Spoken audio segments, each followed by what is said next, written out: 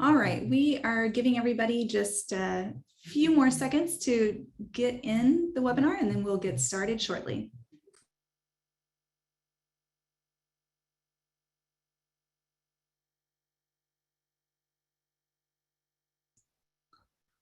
All right, we'll go ahead and get started. So I just want to welcome everyone to today's webinar, When People Don't Care, a discussion about apathy in the church with Ben Stuart.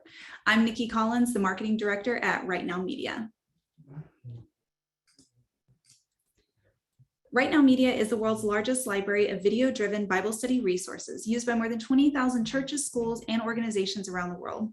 Our library of more than 20,000 on-demand Bible study videos and personal care resources are led by pastors and leaders like Ben, as well as Francis Chan, Jenny Allen, Joe Saxton, Tony Evans, J.D. Greer, and more. We're here to help church leaders like you equip and disciple your people beyond Sunday, anytime, anywhere, on any device. In the webinar today, you'll hear from Brian Mosley, president of RightNow Media. Brian's passion is to help people live out their faith in their neighborhoods, offices, schools, and homes around the world. The nearly 200 people at RightNow Media serve over 20,000 churches, ministries, and Christian business leaders with powerful video content that inspires people to action. And of course, Ben Stuart, pastor of Passion City Church in Washington, D.C., and author of Single, Dating, Engaged, Married, and his latest book, Rest and War, Rhythms of a Well-Fought Life. Prior to joining Passion City Church, Ben served for 11 years as the executive director of Breakaway Ministries, a weekly Bible study attended by thousands of college students on the campus of Texas A&M. Ben earned a master's degree in historical theology from Dallas Theological Seminary. And Ben and his wife, Donna, live to inspire and equip people to walk with God for a lifetime. A few housekeeping items before we jump in. We received many great questions from you in advance. So in a moment, I'll turn this over to Brian and Ben so they can discuss those questions and give you some answers. And we're going to try to get through as many of those as we can during our time today. Everyone's microphones are muted throughout the webinar, and you may adjust your screen to see the speakers any better or to see the slides better. This webinar is being recorded, and everyone who signed up for today's webinar will receive a link to the recording within 24 hours after it ends. If you don't see it in your inbox, make sure to check your spam. Without further ado, I'll turn this over to Brian and Ben to kick off our conversation.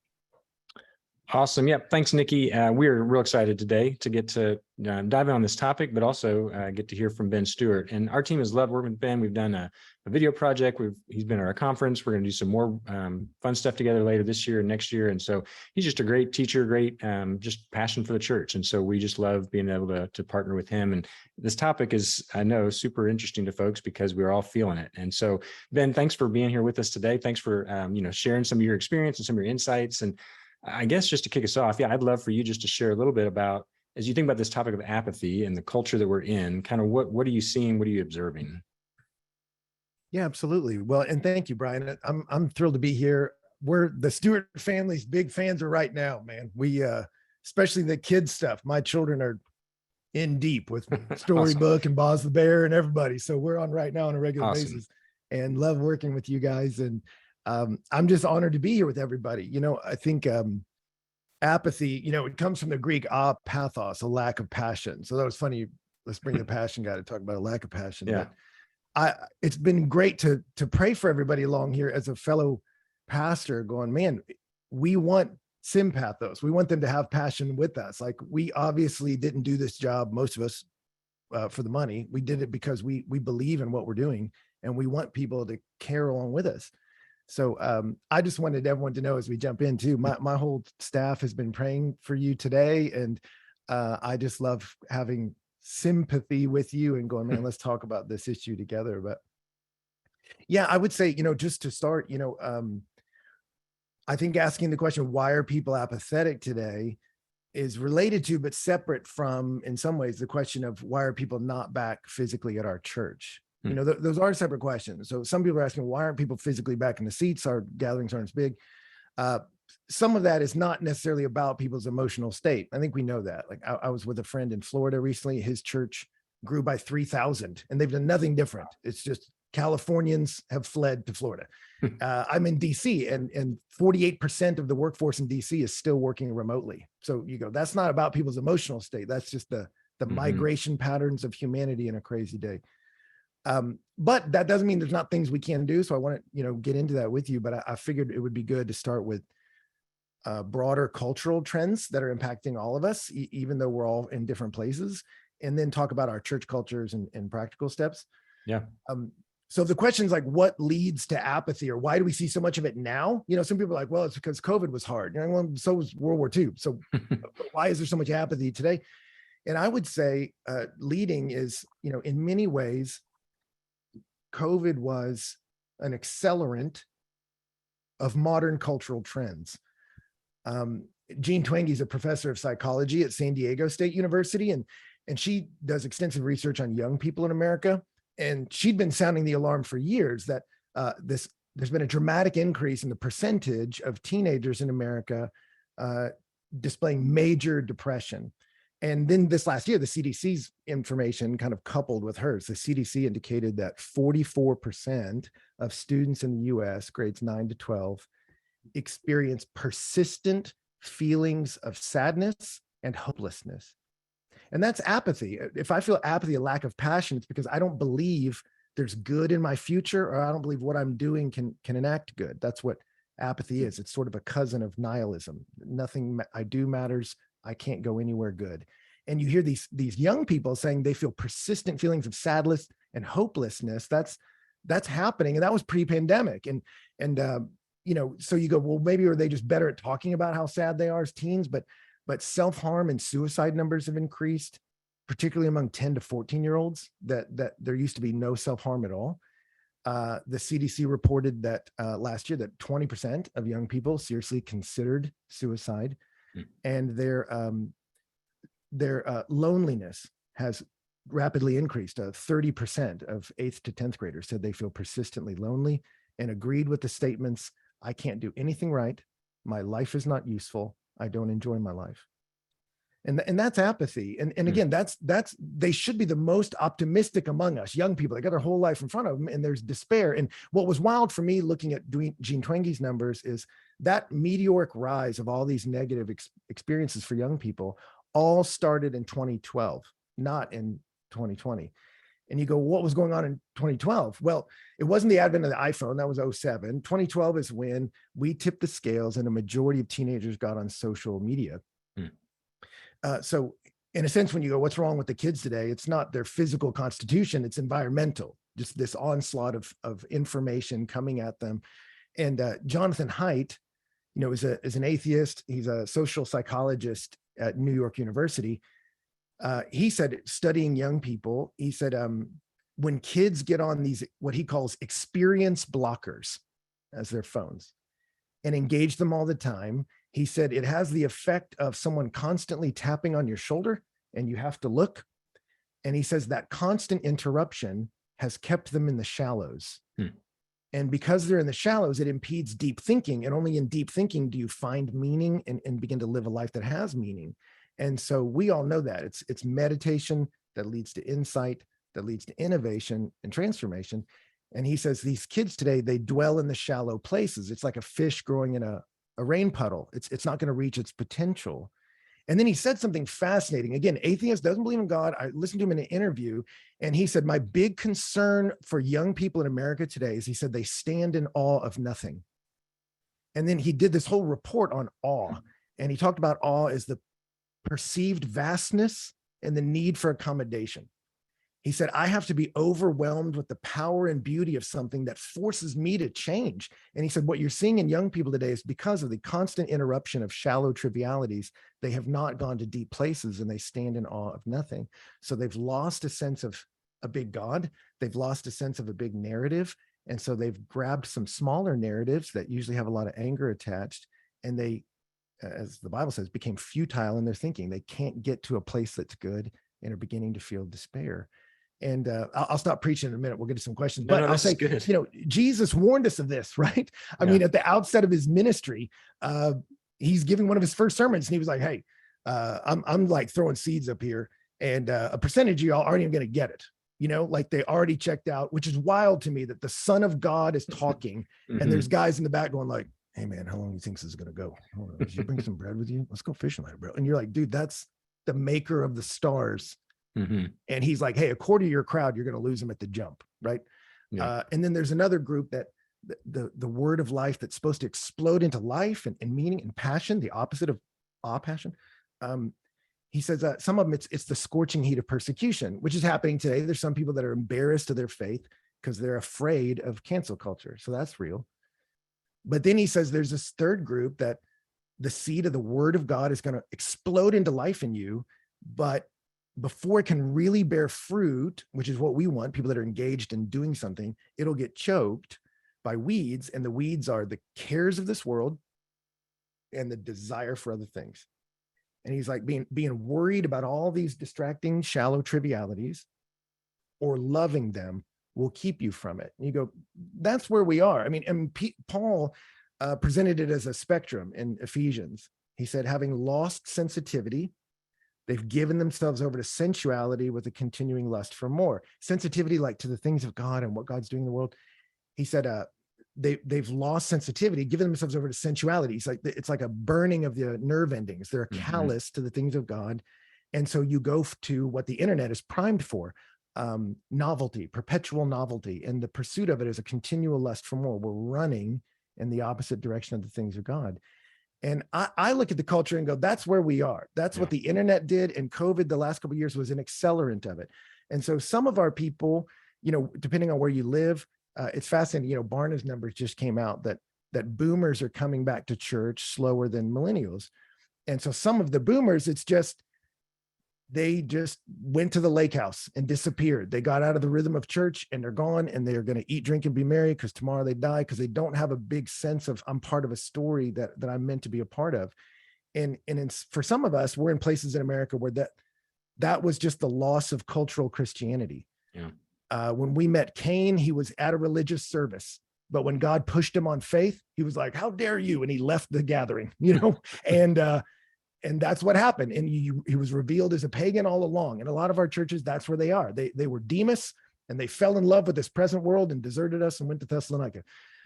But for others, they're young people that they just grew up with constant distraction, and they don't have a sense of the big story. And so they tried to grab these little stories of, I'm going to fight for justice here, and I'm going to be mad about that. And the internet's been polarizing us to mobilize us, and I'm angry and I'm scared and I'm lustful. And then they just get exhausted and go, but I'm going nowhere.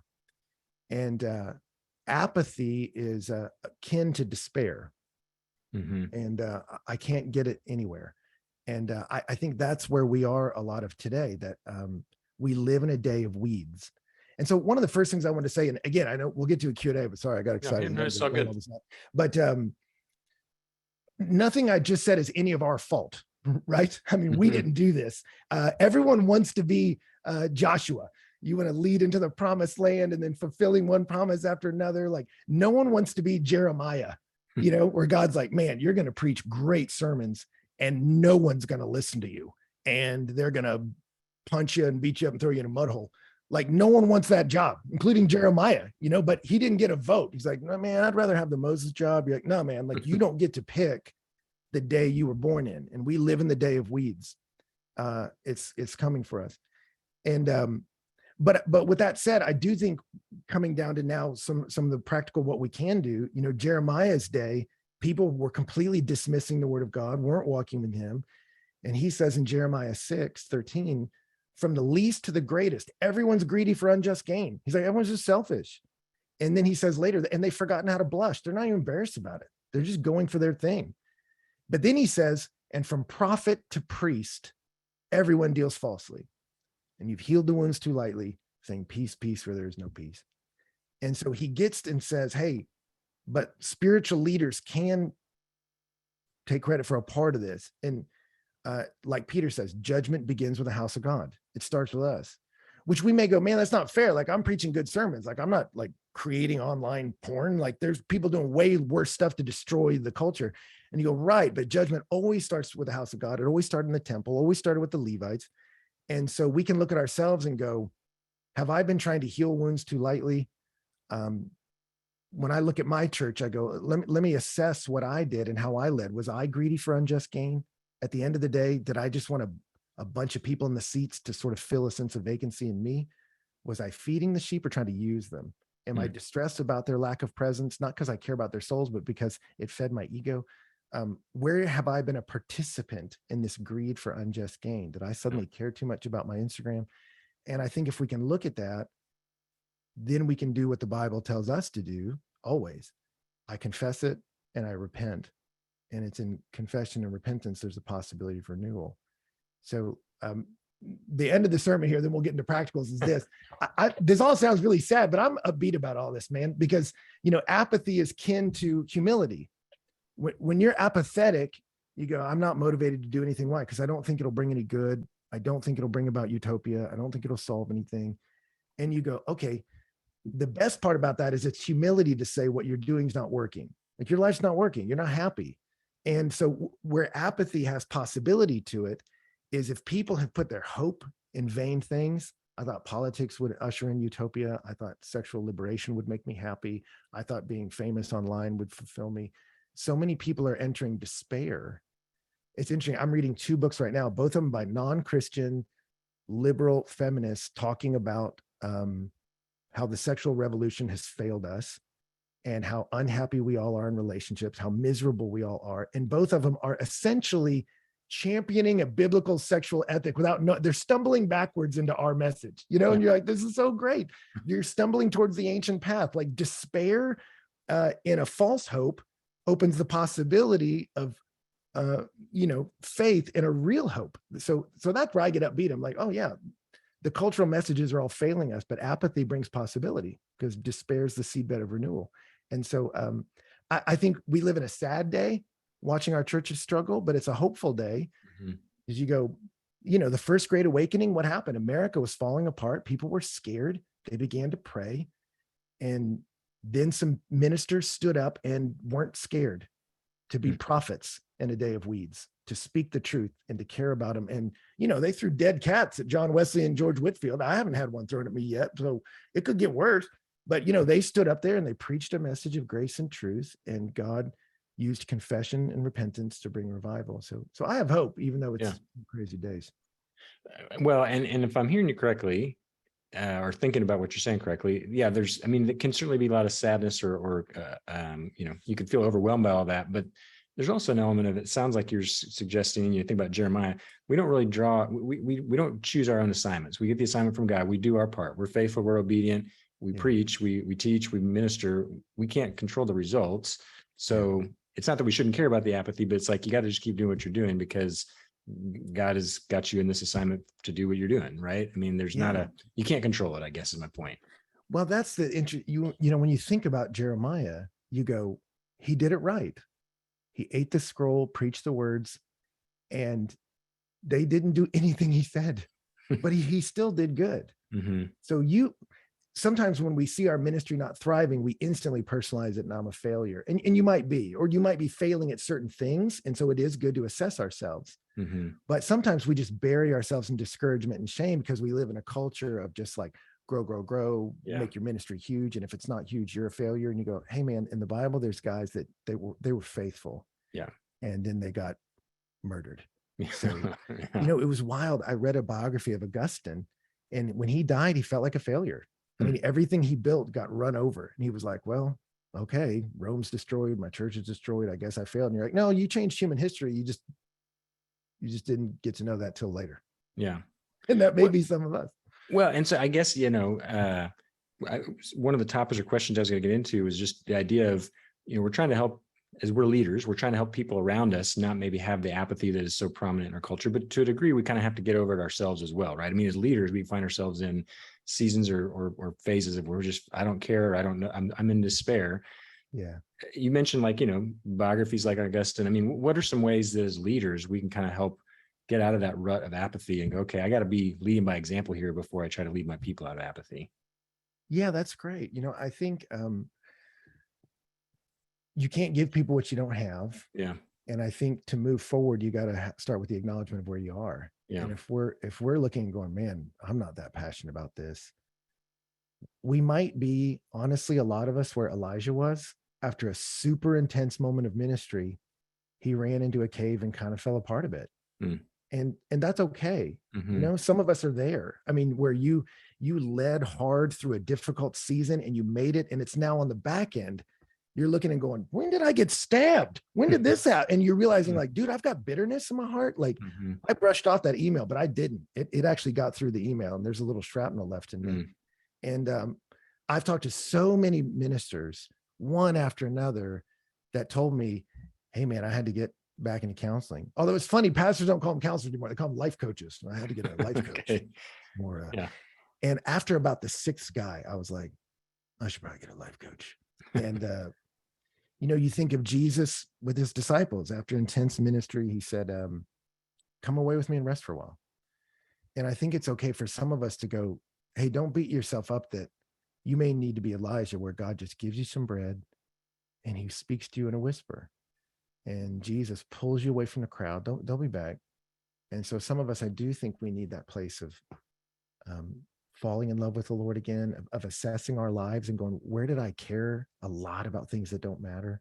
Mm-hmm. And how do I get back to the pure place? We talk about that a lot on our team. Like, where's the pure place of really loving the Lord and offering people a God who is awesome, they can be in awe of?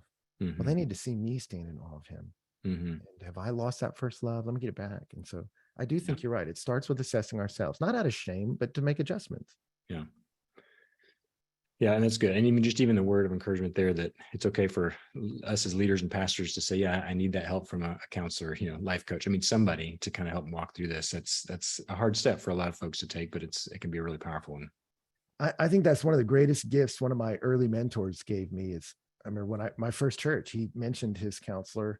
I was like, and then there was only a staff of 5 and 4 of them were all in counseling. I was like, wait, what? And I just thought there was a stigma around it. And I realized, at this church, there's not at all. They're like, hey, this person, their job is to study the mysterious emotional movements of a human being. Mm-hmm. Why would you not access that data? Yeah. And I was like, oh, because of, I don't know, insecurity and pride. You're like, well, that's not a compelling reason. So I don't have any stigma. They're not all created equal. You want a counselor that actually has some wisdom for you. But being able to process with wise counsel, I think, is really helpful. And I don't have any stigma about it whatsoever. Yeah.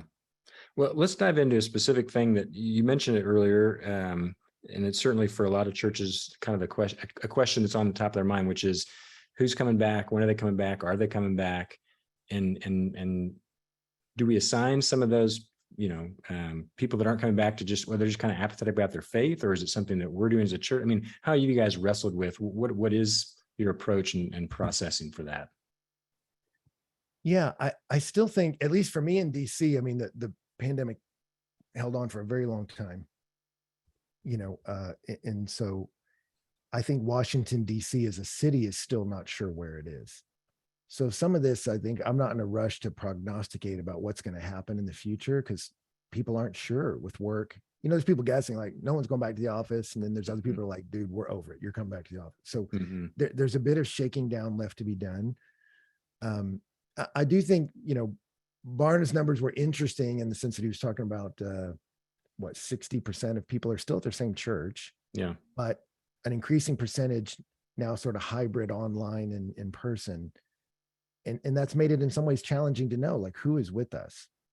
What are they doing? And I do think there's some adjustments we can make for the data. I don't know that ultimately it changes some of the basics for us. Mm-hmm. We offer the world what they can't get anywhere else: grace and truth. We sincerely love them and offer grace, and we speak to them truth. And, for me, we draw a lot of millennials, and part of that is because I'm fishing in the pond they're swimming in. I mean, this is a city that's heavily millennial. And so I get to access them and be around them. And that crew, I really see them coming back to church, because a lot of them, they're just so lonely. Loneliness is epidemic. And then you get into the practical, like, and can I create the pipelines to get them back involved? Yeah. Can I help wounded sheep? You can't get them to charge the hill right now. I think we have to, it's the day of the prophet to speak the truth into the midst of a culture that may not like us. But I think this is also the day of the pastor. Can I lead my sheep gently? Hmm. And I think for a lot of us, what God's called us to do is break up with the romance of reaching other people's sheep Yeah. online or something. Like, I'm not against online gatherings. I think it's a great front door and evangelistic tool. But I think for many of us, a good call will be, let me speak to who I want to be in my church, but let me pastor the ones I got in front of me. And if they're healthy and vibrant and fun in life here, they're going to call others as well. Yeah. And we can get into some practicals of how we're doing that if you like, but Yeah, I mean, yeah, I guess let's go there. I mean, share a little bit more about what that looks like, and I'm especially intrigued by what you're saying about, the millennials who are lonely and just trying to pastor and shepherd them, anybody for that matter, where they're at. That just takes a lot of work and intentionality. What does that look like for you guys? yeah, I'd say, it was interesting. I was talking to a friend who, his church is more in the South, more in a sense, suburban. And he was experiencing more of that, like older generations out at the lake house. They're just out of rhythm. They're like, oh yeah, sorry, man. And some of that is, you have to look and go, did I build a ministry where I just said, let me get you all in the big room, then let me get you all sitting in the mid-side room, and let me get you all sitting in the small room.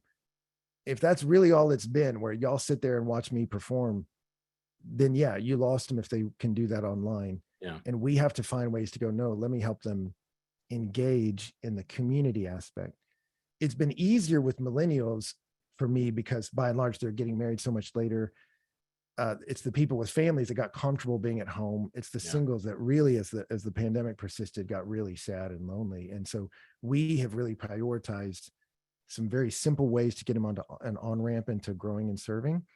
And then that tight bond of community has grown. So it's been interesting for us to see, if someone were to ask me how many people go to your church right now, I'd be like, dude, I don't know. But if you're asking me, what percentage of those who attend on Sunday are serving and involved in your community groups, which is our growth, the percentages have gone up. Our serving is now about 60% of our church and growing about 40% of our churches in community groups. And so that desire to engage has gone way up with that core. Yeah. Well, and that taps into one of the things I wanted to talk about, because I know that we got some questions about, again, in this area of apathy, churches feeling like, okay, I'm having a hard time getting folks to serve. And there's feels like, whether it's kids' activities or other things that are pulling them away, or just kind of a general, like you said earlier, I don't really care as much, so I don't really want to invest myself in this. So for you guys to see an increase in that or see that going in the right direction, yeah, I mean, do you mind speaking a little more to what does it, how do you help somebody go, okay, I want to get you plugged into serving? Yeah, I'll tell you what we've done. I'll try to make it a principle, and then I'll tell you how we did it, and then and then you can see if it fits your world at all. But I would say I think what people need, the great human desires of community and a cause have not gone away. They're the same. Everyone wants that. I want to be a part of a story that's bigger than me, and I want to be a part of a community that's bigger than me. I want something worthy of my life. I want people, and I want a purpose. Everybody wants that. But how do you get them to find that in your church? I mean, what we found is there needs to be a combination of compelling reason and concrete action. And that's where I think a lot of times in volunteer culture we fail is, we've maybe leaned on, hey, you should serve. Why? I don't know, because people have and your parents did. I don't know. And we don't give them a why. And particularly younger people, great whats only happen because of great whys. Mm-hmm. And so we need to give them a compelling vision of, why do you serve? Why does community matter? Why are you a part of this? And we talk about a lot on our staff, connect the eternal to the mundane all the time, that when you're doing this little thing, it can touch eternity in these ways. This is helping people. You're removing barriers so they can arrive at a church and meet Jesus. Like, we're constantly finding different ways to help them see there's a bigger story here. And these little activities you're doing can tie to that bigger story. And when you do that, they get hope that there can be a future. It's a remedy for apathy, but then it has to be tied to concrete action. And this is where, in my experience, a lot of churches I know have failed, is the volunteer experience is, hey, come volunteer here. What does that mean? Oh, it just means you're kind of, I don't know, at our beck and call until you die or disappear out the back door and we can't find you. Like it's so nebulous, that's stressful for people. Mm-hmm. And so I had a mentor that used to say, man, you need to paint the target on the wall as clear as you can and give people specific concrete steps that they go, I can hit that. So for us, we challenge people when they come to us and say, man, how can we be a part of Passion City Church? We say, well, we all serve around here. And then we tell them we have however many teams we have. You can come to Welcome to Church, see our teams. And then we break it down. We don't say like, oh, you'll serve every now and again. We go by seasons, by month, and by day.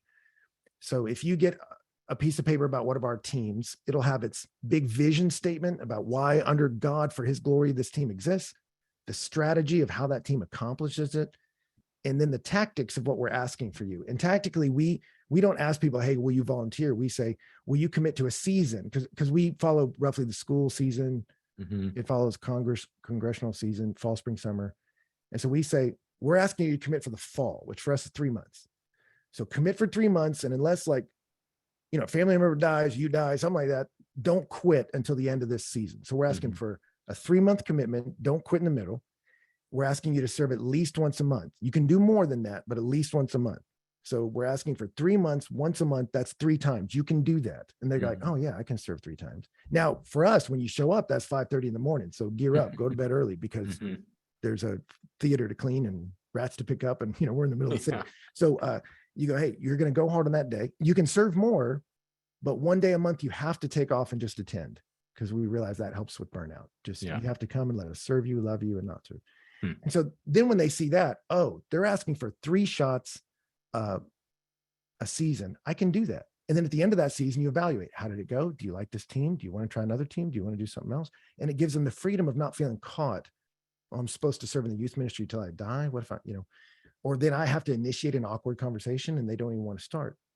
And we do the same thing with our community groups. They meet twice a month for 3 months, but we tell them that there's six times to attend a gathering of small groups where you can swim against the epidemic tide of loneliness, make connections, actually care about people, live into the values you say you believe and want to be true of you. That's what we're trying to connect the eternal to the mundane. Hey, come up here, meet people, make the world a little less lonely, and you take an active step towards it. And so last thing practically I'll say about that is, one thing that's helped us, we call our volunteers door holders at Passion. It's we're opening the door, making a way for people to meet Jesus.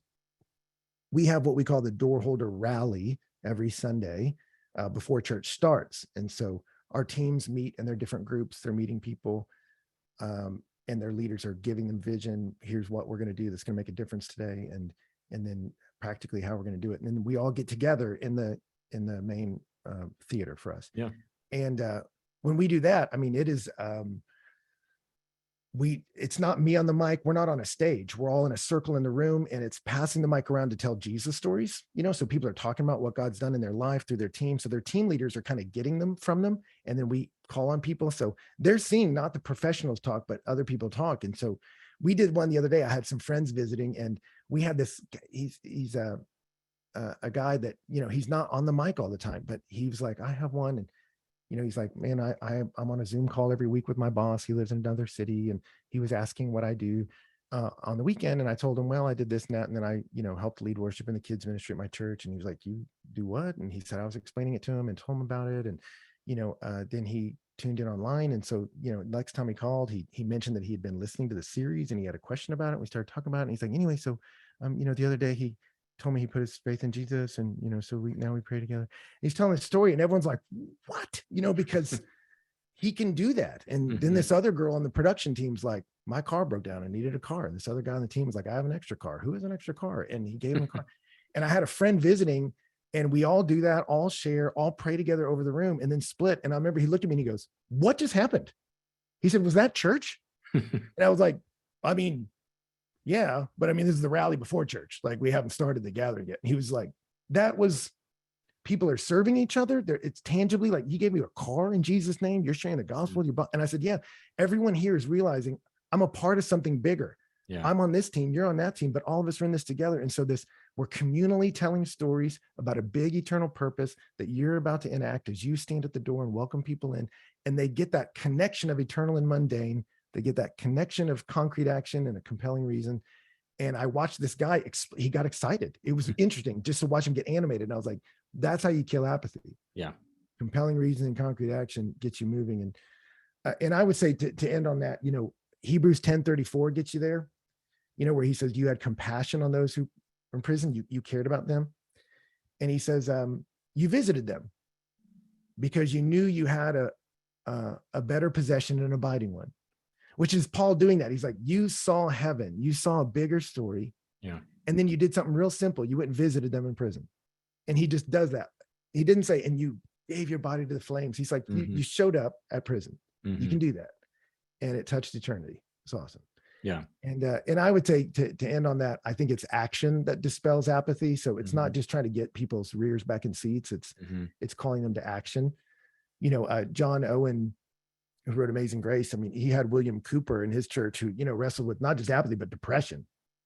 And he would counsel him, love him. He was such a good pastor. But then, you know, Cooper, he finally just told him like, hey man, I promised my people one hymn a week, a new hymn a week, and I ain't got time to write it. So you're gonna have to do it.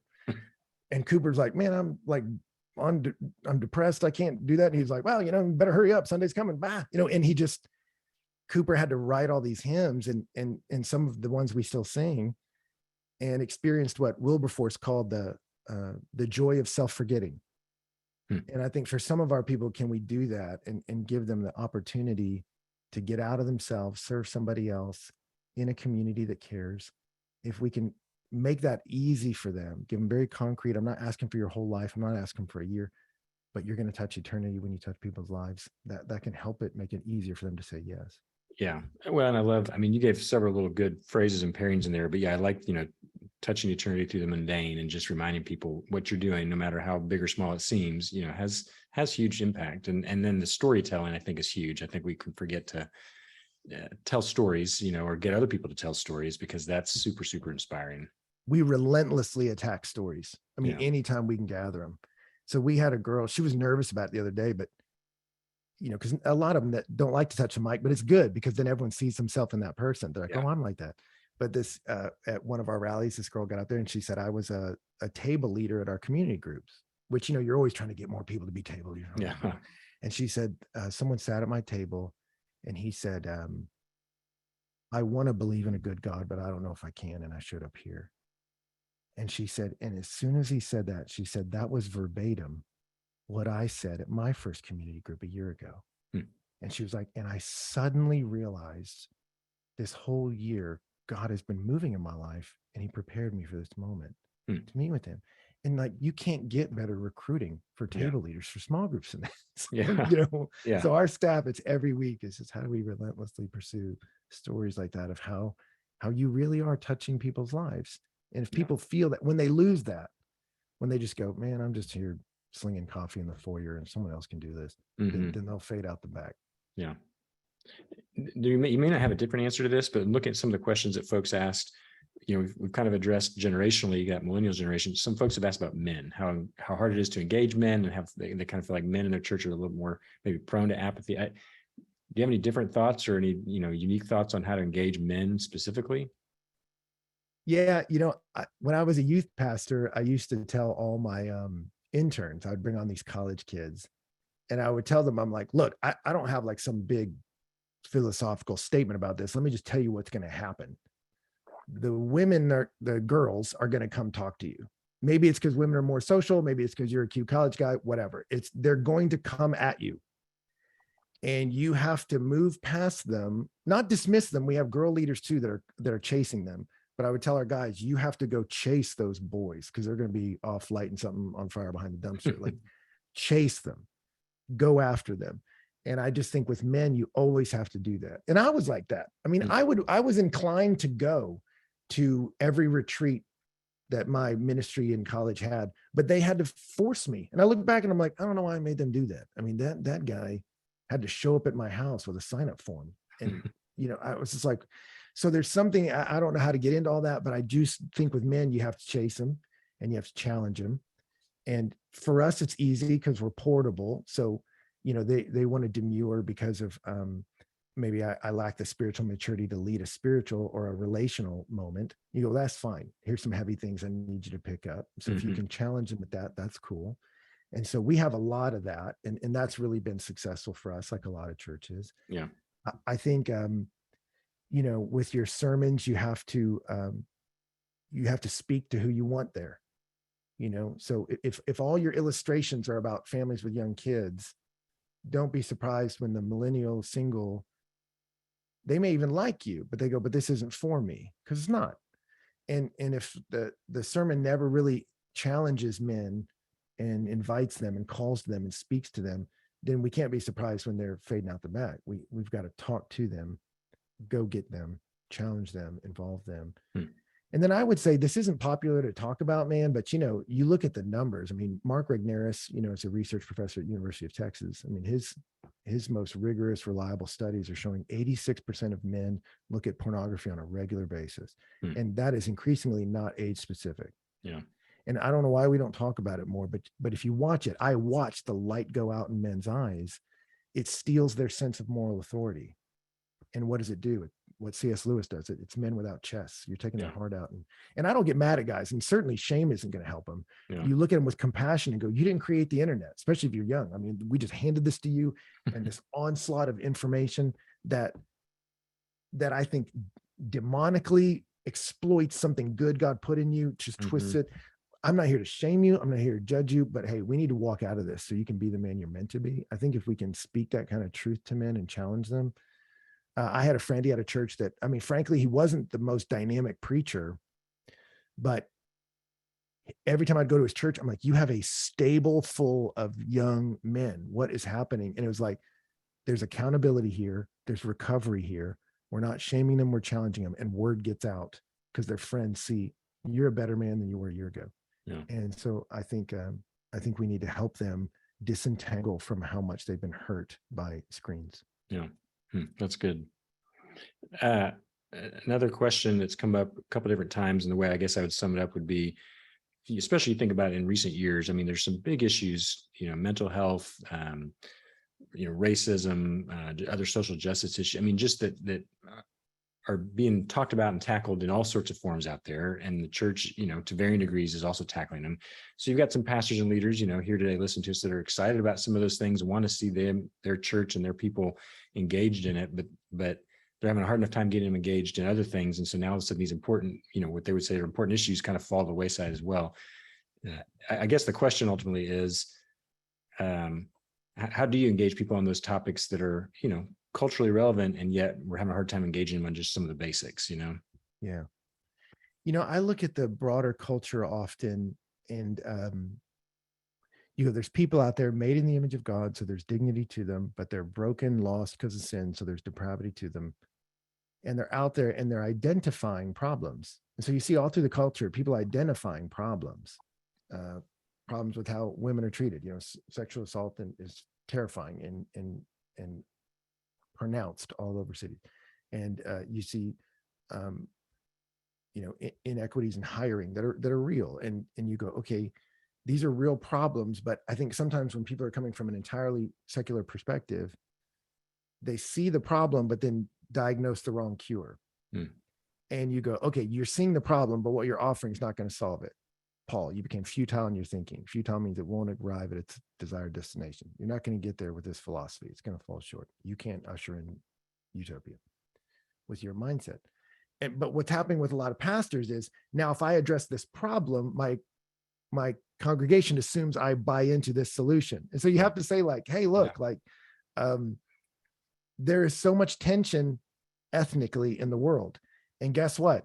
It shows up all through this book. I mean, you look at the book of Acts, it shows up right away, cultural drama. Hey, some people are getting bread and others aren't, and it has to do with their cultural background. Hey, Paul's writing to the Romans, and it's not just about reconciliation here. It's about reconciliation here. And you look at Ephesians 2, and we like to preach 1 through 10, where it's that reconciliation with God. But in the same conversation, Paul goes, okay, now remember, some of you used racial slurs against some others of you. And he just makes it awkward, but then he gives a gospel solution. So that's where I think the challenge for a lot of us is making that distinction. Hey, the broader culture has acknowledged some real problems and produced bad solutions. So let's talk about that problem and then offer a gospel solution to racial reconciliation. I know you've had Derwin on and others, that can do that really well. Or finding women whose voices that you go, man, this is a woman that she's going to point out some issues women face and some real fear, but she's not going to shame and destroy men, because that's not a solution. The solution to elevate women is not denigrate men. So how do I get women's voices in here that show us a positive vision for women in the future? Mm. Or when I see the brokenness in the city, and for us in DC, we're constantly talking about that, about how the glory of God manifests and care for the orphan and widow. And then they need to see that in a positive way. If we're just shaming the crowd, that doesn't help. But we hired a young woman that has just done an amazing job of finding positive ways to engage the city. So the crime rate in DC is at historic highs. I can stand up there and just rail against crime in the city. Or we have just leveraged so many volunteer hours and money towards a completely failing school system, educating kids, buying them books, mentoring them, teaching them how to read. I'm like, we can't plug every hole in the dike here, but there's some students in DC right now that are going to know the people of Jesus love them. They're going to learn how to read, and they're going to show up in college because this church exists. And so I'm addressing a bigger cultural thing without getting all kind of hung up in some of the hot language that's all filled with tripwires. Yeah. But it's a positive vision forward too that has some action steps. Yeah. That's good. I appreciate that. And I know we're close to being out of time. I want to try to get to one or maybe two more questions that are, that came in. So this one is ultimately it's a discipleship question, but the way that's kind of framed up is, in our culture, we're so used to these short snippets of, all the social media comes in these tiny little sound bites. And so what is in terms of, again, engaging people, trying to kind of get them over their apathy, do you go a little bit counter to that and say, no, we just need to, pour into them deeply and long, or do you try to adjust some of your messaging and go, no, I got to hit them in short bites? Or how do you engage them in a way that kind of moves them beyond just that? I just need it in this little bubble. Yeah, some of that, it's like, I don't know, we can rail against them, but you go, ugh, are we going to change that? So the Proverbs were short, Yeah. So you go, hey, that's all right. It's short and memorable. Yeah. That's a way to love people. It's Yeah. a way for God to love us, to give us Proverbs that's short and kind of rhyme with it. So I don't get too hung up on that. It's just, how do we get good content into that? So they're not going to TikTok and finding terrible answers to real problems. Yeah. And so if I can adapt a message to be more precise, to speak to a young person, let me do that. And I don't have a problem with that. But I don't adjust, a sermon on Sundays, I assume you're uninformed, but I don't assume you're unintelligent. I assume you're intelligent but uninformed. So on Sunday, I don't know that you know any of this or believe any of this, because a lot of young people are very uninformed biblically, but the Bible's interesting. And I find a lot of young people want to understand what the Bible says. They don't know it. So I feel less of an impulse to have to dance and dress it up on a Sunday. They just want to know, how does the Bible speak to this issue in my life? Yeah. So on Sundays, I haven't adjusted length of message at all, but online, I think it is a way to love them, to try to put it in a language I understand, because we're missionaries, right? Yeah. I mean, a missionary, you study a culture and go, how do I get this into your brain? I think if we can resent a younger generation or different parts of the culture for being different, or we can study them and just say, hey, how do I be a student of you and get the gospel into you? And when you become a student of them, that gets kind of fun. Yeah. Not just discouraging. Yeah. Okay. Last question then. How do you, well, maybe I'll ask this, do you see a difference between somebody who's apathetic versus just kind of feeling overwhelmed? And if so, then how do you address those people different? And I think when looking through the questions that have been asked, overwhelmed could mean just, I've got a lot of distractions in my life, just things going on, and my schedule's overwhelming. And so I kind of disconnect from maybe church or other things because of the schedule. Some of it may just be, again, COVID and other pressures out there just make me kind of overwhelmed, and I just am paralyzed. I don't know what to do. But I don't know. Do you see the idea of being overwhelmed as similar or different to just somebody who's apathetic? I certainly think they're related. I think the overlap is heavy. That I remember when I first moved to DC, I had a pastor say it as the election cycle was starting up again. He was like, well, here we go, polarized and mobilized. I was like, what? And he was like, hey man, that's just the way it goes here. Anger raises more money than love. And so you have to make people afraid of the other, because fear and anger will mobilize them. And so there's a whole machine invested in churning up fear and anger. And it's been really successful, but now everybody's using it. And so we're burning out each other's adrenaline systems. We're all online like, And so Jesus, when he looked at the crowds, he saw they were harassed. What does that mean? Like someone's messing with them and won't leave them alone. And they're helpless. They don't have the resources to make it stop. And it doesn't say, and so he chided them like, you make me sick. It says he saw the crowds, they were harassed and helpless, like sheep without a shepherd. And he had compassion. Splagnitsima, his guts moved. He had a gut level, like, sorry for this challenge. And so he taught them many things. And the driving energy for his preaching was co-passion. I'm hurting with your hurt. And I'm not condemning you for this, but this is bad, right?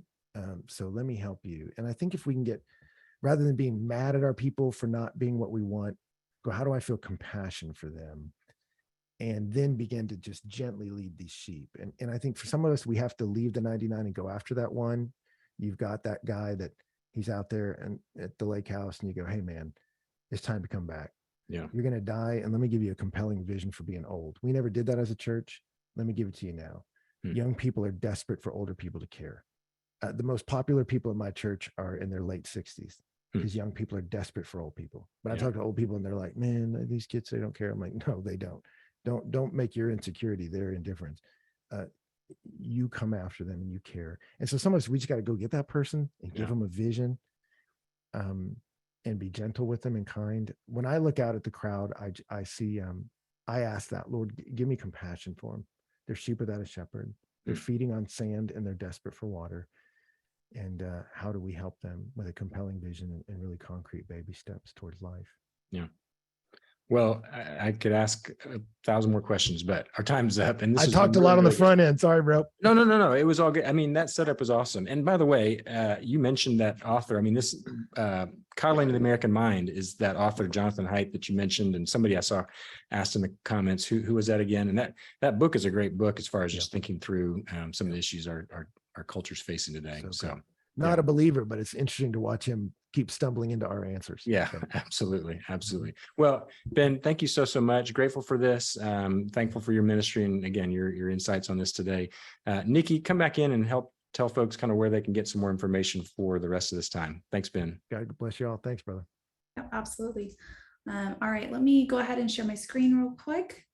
All right, so yes, want to say thank you to Ben just for the insight and practicality of the answers and just having another perspective on something that I think a lot of pastors and church leaders are feeling, especially right now. So thank you so much for that. I do want to just share with the audience about Ben's book. His latest book, Rest in War, Rhythms of a Well-Fought Life, and his other books, of course, are available online or wherever books are sold. There's also an accompanying video study for this book, now streaming on RightNow Media for all subscribing churches and organizations. So in this 22-day challenge series, Ben talks about how to kill a bad habit, how to move from anxiety to intimacy, how to be spiritual, and how to cultivate a meaningful life. You can also visit restandwar.com to purchase the book, the accompanying study, and access the challenge materials. If you're a pastor or a church leader, we'd also like to invite you to RightNow Conference this November in Dallas, Texas. During this 3-day event, you'll hear from speakers including Ben, Tony Evans, JD Greer, Charlie Dates, Jen Wilkin, and so many more. Our hope is that you and your team leave RightNow Conference feeling inspired and equipped as leaders in your ministry. You can get your 10-person team pass today at rightnowconferences.org. And with thousands of video series taught by trusted pastors and Christian leaders like Ben, the RightNow Media Library is full of high-quality, accessible biblical content, from books of the Bible to marriage and parenting series to safe content for kids. We'd love to talk with you about how the RightNow Media platform can further help you equip and disciple your people every day of the week.